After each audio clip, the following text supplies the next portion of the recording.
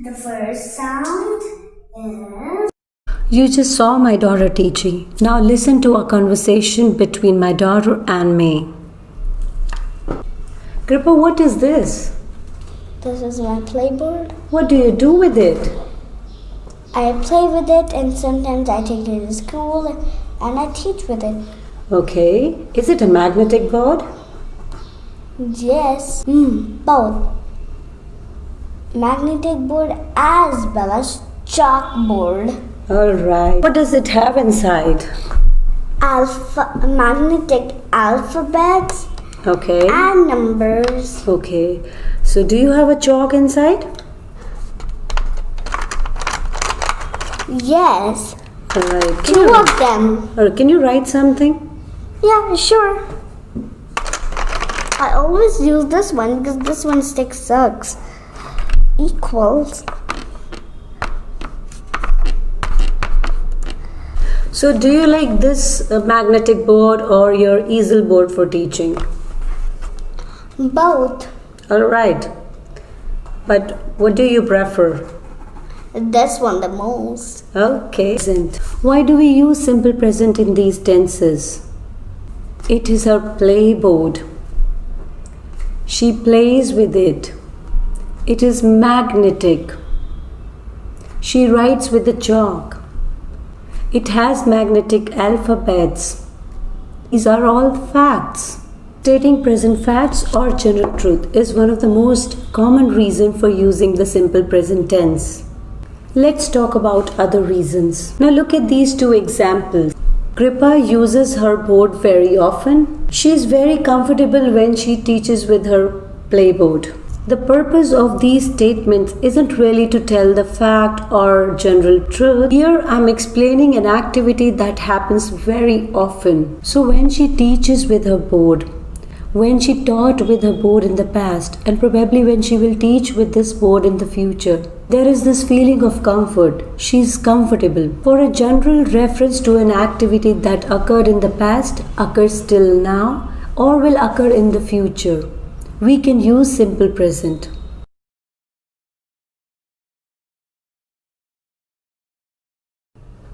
Once again, we use simple present for facts and general truths, present habits, activities and events that happen frequently or regularly, present or usual states, feelings and conditions. Let's take a moment to review forms. As you know, the simple present can look the same as the base form of the verb, but we usually add s or es to form third person singular. For example, I write, you write, he writes. I teach, they teach, she teaches. And we end that es ending when the final sound is a hissing sound or a sound with a friction, like ch, sh, s, z. And our final example, fly. I fly, we fly, it flies. We change y into I when it follows the consonant, then y changes to I and we add es. Some verbs have irregular forms. They must be learnt. Let's review the present forms of be, do and have. I am, you are, she is or he is, we are, they are. I do, you do, she does, he does, we do, they do. I have, you have, he has, she has, we have, they have. The negative is formed with don't, doesn't plus base verb. For example, I don't like that kind of board. She doesn't play with green board. Short answer to yes no question also use do or does. For example, do you like loud music? Yes, I do. No, I don't. Let's try an exercise. Do you know what I think? I think most of you watching this video have high level of English. So we won't focus on how we form the present tense, because I think you're already good at it. Instead, we'll focus on when and why we can use this verb tense. You need to identify the reason for using the simple present.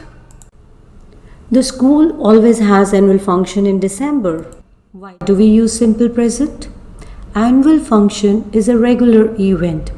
So remember, we use the simple present to talk about activities and events that happen frequently and regularly. 2. RPS International School is in BMG Elegant City. Why do we use simple present? Because it is a fact. Lavanya is the happiest when she teaches English. What are the reasons for using simple present here? Well, Lavanya is the happiest. That expresses a feeling, a state.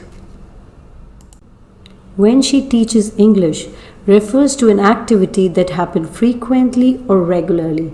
That makes us use the simple present here also. A cello player sits to play. Why do we use simple present here?